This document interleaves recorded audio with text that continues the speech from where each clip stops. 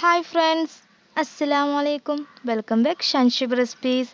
ഇന്ന് ഞാൻ വന്നിരിക്കുന്നത് റമദാൻ 17 ബദർ ദിനത്തിന് അനുബന്ധിച്ച കുറച്ച് വിശേഷങ്ങളായിട്ടാണ്. അന്ന് വീട്ടിലുണ്ടായ കുറച്ചിതാണ്.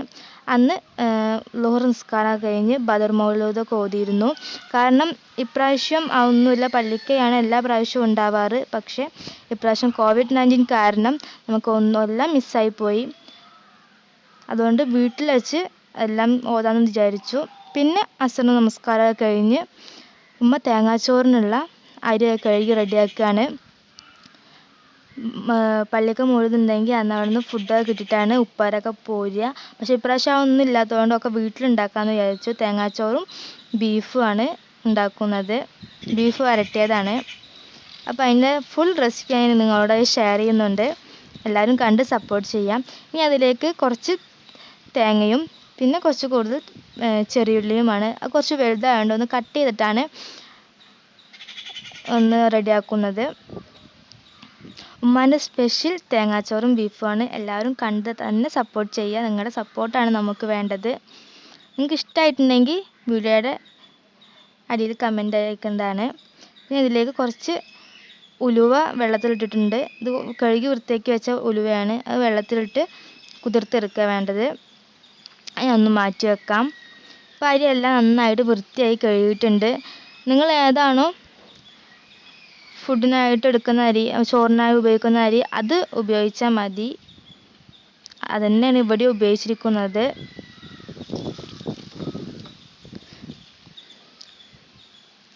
കുറച്ച് കൂടുതൽ തേങ്ങാച്ചോറ് ഇന്ന് ഉണ്ടാക്കുന്നുണ്ട്. എല്ലാവർക്കും ഇഷ്ടമാണ്, അതുകൊണ്ട് തന്നെ ഉണ്ടാക്കുന്നുണ്ട്.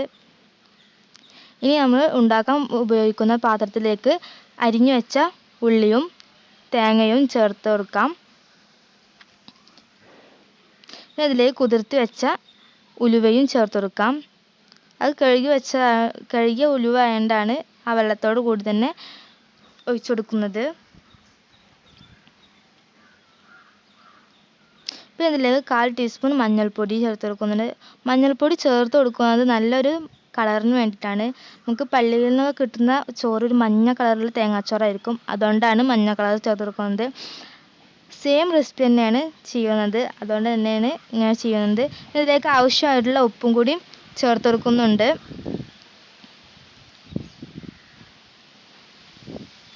ഇനി ഇതിലേക്ക് കഴുകി വെച്ച അരി ചേർത്ത് കൊടുക്കാം.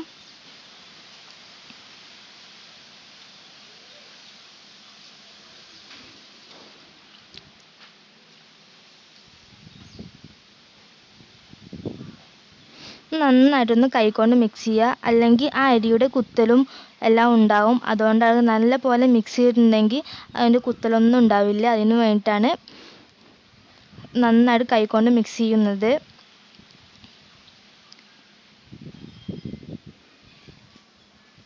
ഇനി ഇതിലേക്ക് ആവശ്യമായിട്ടുള്ള വെള്ളം ചേർത്ത് കൊടുക്കാം. ഉമ്മക്ക് കണക്കറിയാലോ, അതുകൊണ്ട് ഒരു കൃത്യ അളവ് പറഞ്ഞിട്ടില്ല, ഒരു കൈക്കണക്കാണ് പറഞ്ഞു തരുന്നത്. അതിൽ കാണിച്ചു തരാം എങ്ങനെയാണ് ഉമ്മ അളന്ന് വെക്കുന്നത് എന്ന്.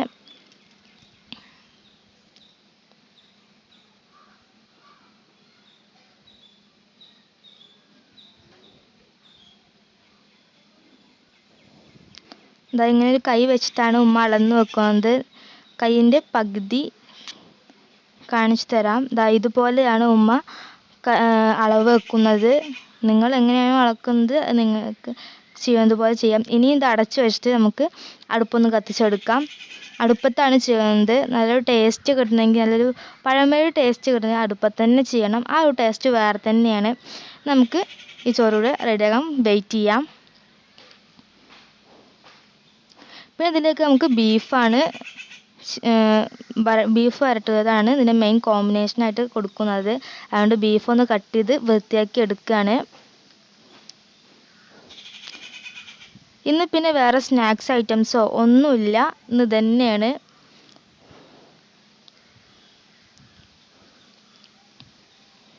അതിനു മുമ്പ് എൻ്റെ ചാനൽ ഇതുവരെ സബ്സ്ക്രൈബ് ചെയ്യണേ. അതിന് തൊട്ടടുത്തൊരു കുഞ്ഞു ബെല്ലൈക്കൺ കാണും. ആ ഒന്ന് പ്രസ് ചെയ്ത് ഓൾ എന്ന് ക്ലിക്ക് ചെയ്യുക.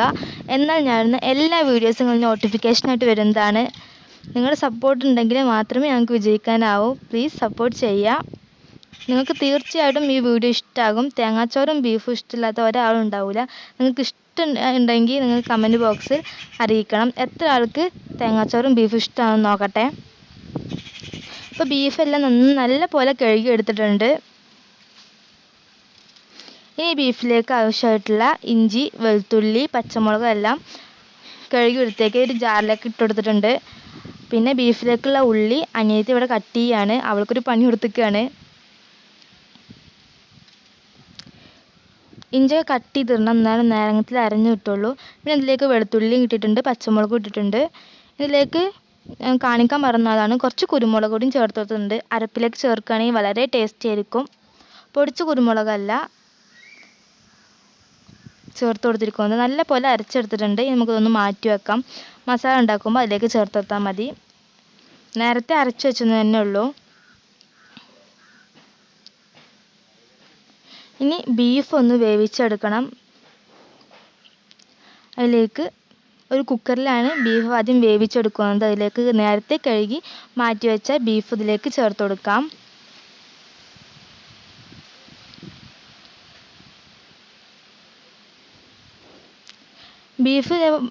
ബീഫിലേക്ക് മഞ്ഞൾപ്പൊടിയും കുറച്ച് മുളക് പൊടിയും മല്ലിപ്പൊടിയും ആവശ്യത്തിന് ഉപ്പും കൂടിയും ചേർത്തിട്ടാണ് ബീഫ് വേവിച്ചെടുക്കുന്നത്. പിന്നെ ബീഫിൽ വേവിച്ചെടുക്കുമ്പോൾ അധികാരം വെള്ളമൊന്നും ഒഴിക്കാറില്ല. പക്ഷേ ഇവിടെ വെള്ളം ഒഴിക്കുന്നുണ്ട്. കാരണം അതിൻ്റെ ആ സ്റ്റോക്ക് നമുക്ക് ആവശ്യമുണ്ട്.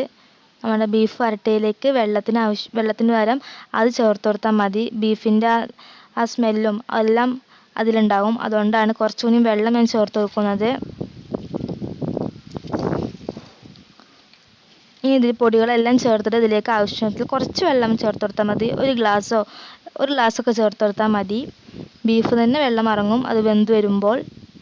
അപ്പോൾ നമ്മുടെ തേങ്ങാച്ചോറ് റെഡി ആയിട്ടുണ്ട്. വെള്ളം വറ്റിയൊന്നും നമ്മൾ നോക്കുകയാണ്.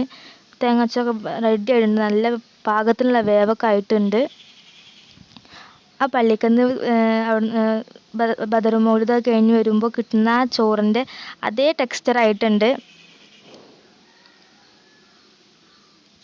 ഇനി ബീഫ് വരട്ടാനുള്ള തയ്യാറെടുപ്പിലാണ്.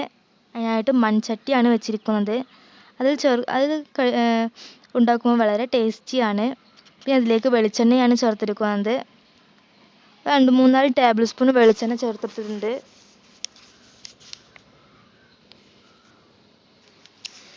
വെളിച്ചെണ്ണ നന്നായി ചൂടായി വരുമ്പോൾ അതിലേക്ക് നേരത്തെ കട്ട് ചെയ്ത് വെച്ച സവാളയും ചേർത്തെടുക്കാം. ഒരു 3 വലിയ സവാളയാണ് ഇതിലേക്ക് ചേർത്തെടുത്തിരിക്കുന്നത്. നന്നായിട്ടൊന്ന് വഴറ്റിയെടുക്കണം. വളരെ പെട്ടെന്ന് വഴന്ന് കിട്ടാൻ വേണ്ടിയിട്ട് അതിലേക്ക് വേണമെങ്കിൽ ഉപ്പ് ചേർത്ത് കൊടുക്കാം. ഞങ്ങളിവിടെ കുറച്ച് വഴന്നതിന് ശേഷമാണ് ഉപ്പ് ചേർത്ത് കൊടുക്കുക. ഇനി ഇതിലേക്ക് കുറച്ച് കറിവേപ്പില ചേർത്ത് കൊടുത്തിട്ടുണ്ട്. നല്ലൊരു സ്മെല്ല് കിട്ടാൻ വേണ്ടിയിട്ടാണ്. കുറച്ചുകൂടി വഴന്ന ശേഷം ഉപ്പ് ചേർത്താൽ ആ ഉള്ളിയുടെ ടേസ്റ്റൊക്കെ നമുക്കതിൽ കിട്ടും. അല്ലെങ്കിൽ അതിൻ്റെ ഉള്ളിയുടെ ടേസ്റ്റ് നമുക്ക് കിട്ടില്ല. അതുകൊണ്ടാണ്. ഇപ്പോൾ ചെറുതായിട്ടൊന്ന് വഴഞ്ഞ് വന്നിട്ടുണ്ട്. ഇനി നമുക്കിതിലേക്ക് ആവശ്യമായിട്ടുള്ള ഉപ്പ് ചേർത്ത് കൊടുക്കാം. എന്നിട്ട് നന്നായിട്ടൊന്ന് നമുക്ക് വഴറ്റിയെടുക്കാം. നല്ല പോലെ സോഫ്റ്റായി വഴന്ന് കിട്ടണം.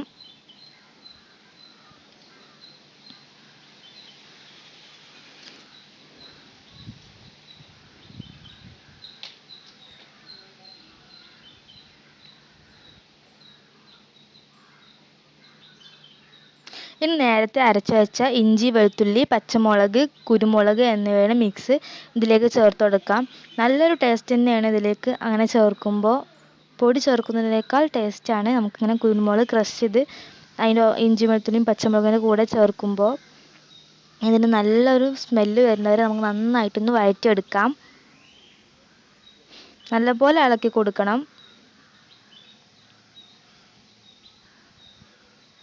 ഇതിലേക്ക് 2 തക്കാളി ചേർത്ത് കൊടുക്കാം. ഒരു മീഡിയം സൈസ് 2 തക്കാളിയാണ് ഇതിലേക്ക് ചേർത്ത് കൊടുക്കുന്നത്. നല്ലപോലെ വെന്ത് കിട്ടണം. അതുവരെ നമുക്കൊന്ന് വെയിറ്റ് ചെയ്യാം.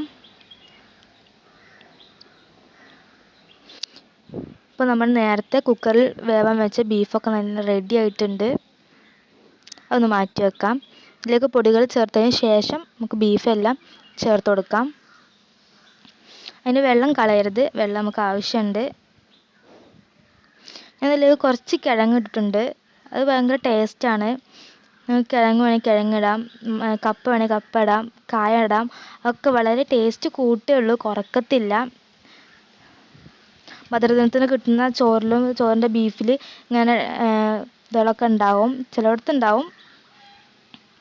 ഇതിലേക്ക് ആവശ്യമായിട്ടുള്ള പൊടികളെല്ലാം ചേർത്തെടുക്കാം. ബീഫ് മസാലയും, പിന്നെ 1 ടീസ്പൂൺ മഞ്ഞൾപ്പൊടിയും, 1 ടീസ്പൂൺ മുളക് പൊടി, 1.5 ടീസ്പൂൺ മുളക് പൊടിയാണ്, 1.5 ടീസ്പൂൺ മുളക് പൊടിയും, ഒരു 4 ടേബിൾ സ്പൂൺ മല്ലിപ്പൊടിയുമാണ് ഇതിലേക്ക് ചേർത്തെടുക്കുന്നത്.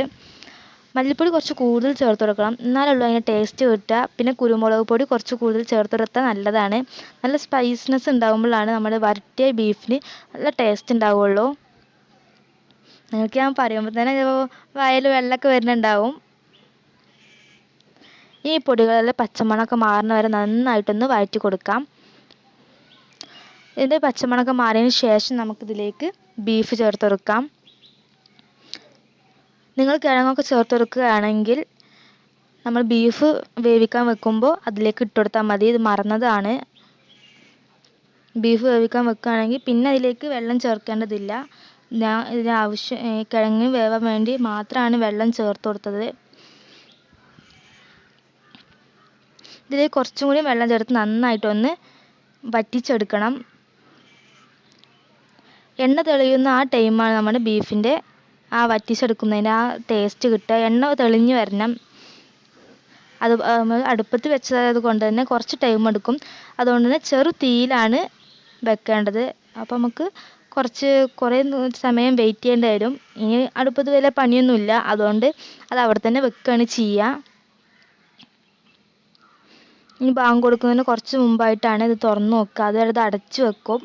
ചെറു തീയിലാണ്, വല്ലാതെ കത്തിക്കൊന്നുമില്ല, ചെറിയ തീയിലാണ് ഇനി ഇത് അടുപ്പത്ത് വെക്കുക. അപ്പം അടച്ച് വെച്ചിട്ടുണ്ട്. നമുക്ക് വെയിറ്റ് ചെയ്യാം. കണ്ടോ, ഇപ്പോൾ എണ്ണ നന്നായിട്ട് തെളിഞ്ഞ് വന്നിട്ടുണ്ട്. കുറച്ചുകൂടി വെള്ളം വറ്റാണ്ട്, അത്രയേ ഉള്ളൂ. എണ്ണ നല്ല പോലെ തെളിഞ്ഞ് വന്നിട്ടുണ്ട്. നമുക്ക് ഒന്നും കൂടി ഒന്ന് ഇളക്കി കൊടുത്ത് മിക്സ് ചെയ്ത് കൊടുക്കാം. ഇപ്പോൾ ഈ സമയത്ത് കിഴങ്ങെല്ലാം നന്നായിട്ട് വെന്തിട്ടുണ്ടാവും. ഇനി ആ കുറച്ച് വെള്ളമല്ലേ, അതൊന്ന് വറ്റിച്ചെടുത്താൽ മതി. നിങ്ങൾക്ക് വേണമെങ്കിൽ ഇതുപോലെ തന്നെ ഗ്രേവി പോലെ തന്നെ നിങ്ങൾക്ക് യൂസ് ചെയ്യാം. പക്ഷേ ഞങ്ങൾ കുറച്ചും കൂടി വറ്റിച്ചെടുക്കുന്നുണ്ട്.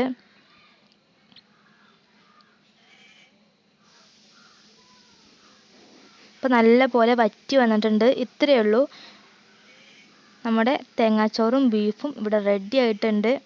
പിന്നെ ഞാൻ ഇതിലേക്ക് ഒരു ആപ്പിൾ ജ്യൂസും ആണ് കോമ്പിനേഷനായി കൊടുത്തിരിക്കുന്നത്. ഈ ആപ്പിൾ ജ്യൂസിൻ്റെ റെസിപ്പി എൻ്റെ കയ്യിൽ നിന്ന് മിസ്സായി പോയതാണ്. വളരെ ടേസ്റ്റി ആയിരുന്നു. അതിൽ പിസ്ത എസൻസും കുറച്ച് പിസ്ത പൊടിച്ചതൊക്കെ ചേർത്തപ്പോൾ വളരെ ടേസ്റ്റി ആയിരുന്നു. പിന്നെ ബീഫൊക്കെ നന്നായി വെന്ത് ചോറൊക്കെ നല്ല വേവായത് കൊണ്ട് തന്നെ നോമ്പെടുക്കുന്നത് കുശാലായിരുന്നു. എല്ലാവർക്കും ഈ വീഡിയോ ഇഷ്ടമായെന്ന് വിചാരിക്കുന്നു. ഇഷ്ടമായ ലൈക്ക് ചെയ്യുക, ഷെയർ ചെയ്യുക, കമൻറ്റ് ചെയ്യുക. നിങ്ങൾ ഫ്രണ്ട്സിനായിട്ട് തീർച്ചയായും ഷെയർ ചെയ്യുക. ബീഫും തേങ്ങാച്ചോറും ഇഷ്ടമില്ലാത്തവർ ആരും ഉണ്ടാവില്ല.